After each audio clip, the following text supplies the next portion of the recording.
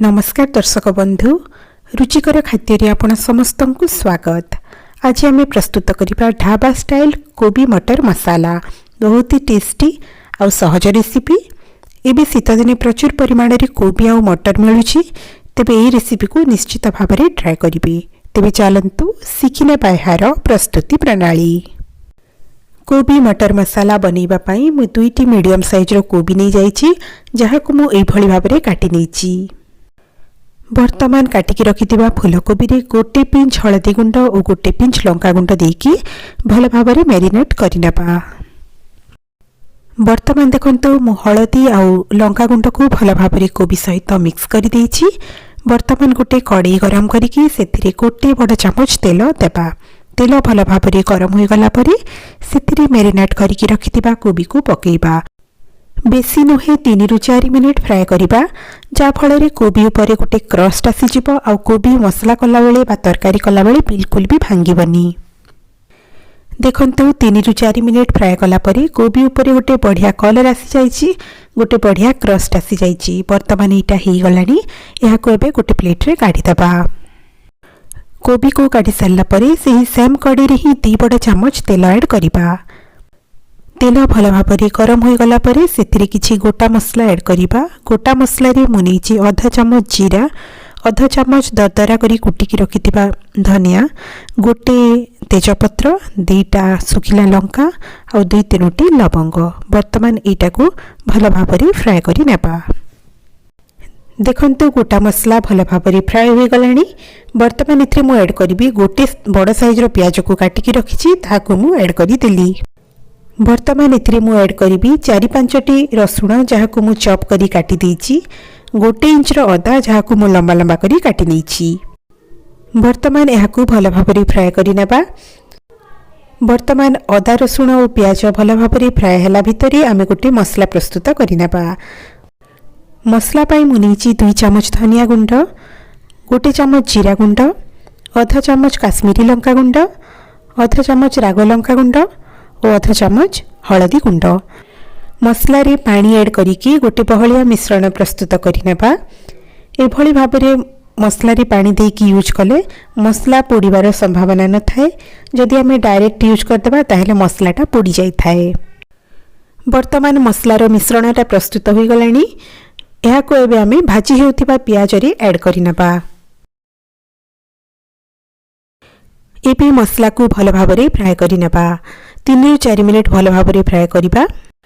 देखंतु 3 रु 4 मिनिट भल भाव में फ्राए कर सारला परे मसलार कलर मध्य चेंज हो गलानी आउ मसला पूरा तेल रु सेपरेट मध्य हो गलानी। वर्तमान मसला पूरा हो गलानी। एही स्टेज रे आमे ऐड करिबा टमाटो प्यूरी। मु 2टी टमाटो को प्यूरी करिकि रखिछि, ताहाकु मध्य ऐड करि दबा। भल भाव में मिक्स करि दबा ओ तेलटा पूरा मसला रु सेपरेट हला पर्यंत भल भाव में मसला को कसी नबा। देखंतु 4 रु 5 मिनिट भल भाव में मसला को कसेला परे तेल पूरा सेपरेट हो गलानी, माने मसला पूरा बढ़िया भाव में फ्राए हो गलानी। एही स्टेज रे हमें ऐड करिबा मटर।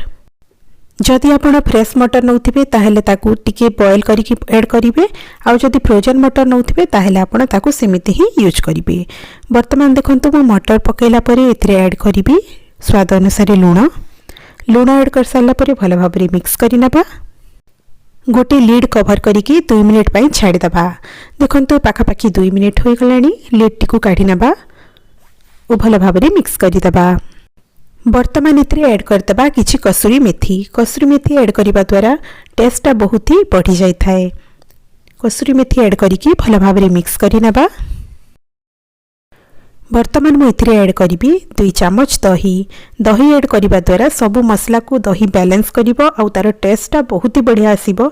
आमे जो ढाबा स्टाइल गोबी मटर बनौछे एक्जेक्टली आमे से ढाबा स्टाइल रो टेस्टटा पाई परिबा। दही ऐड करिकि भल भाव में मिक्स करिबा।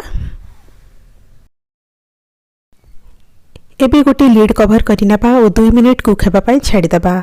देखंतु 2 मिनिट हो गलानी। केते सुंदर देखा जाउची। तेल पूरा ऊपर फ्लोट होची, मसला बहुत ही बढ़िया भाव में कसी होईची। एही स्टेज रे हमें भाजी की रखिथिबा कोबी को ऐड करिबा। भल भाव में पूरा हल्का हाथ रे मिक्स करिबा। भल भाव में मिक्स कर सारला परे एथिरे वर्तमान ऐड करिबा गोटे कप पानी।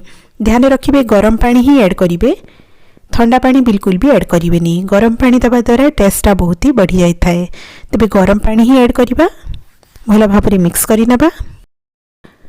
गोटे लीड कभर करदेबा और 4 ରୁ 5 मिनिट कुक होगापाई छाड़देबा। देखंतु पाखापाखि 4 ରୁ 5 मिनिट हो गलानी, कभरटी को काढ़ी नेबा।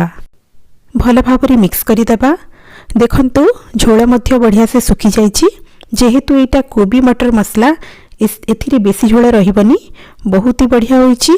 वर्तमान फाइनल टच पाई एथिरे देबा आधा चामच गरम मसला गुंड और फ्रेशनेस पाई अल्प टिके धनिया पत्र कटा।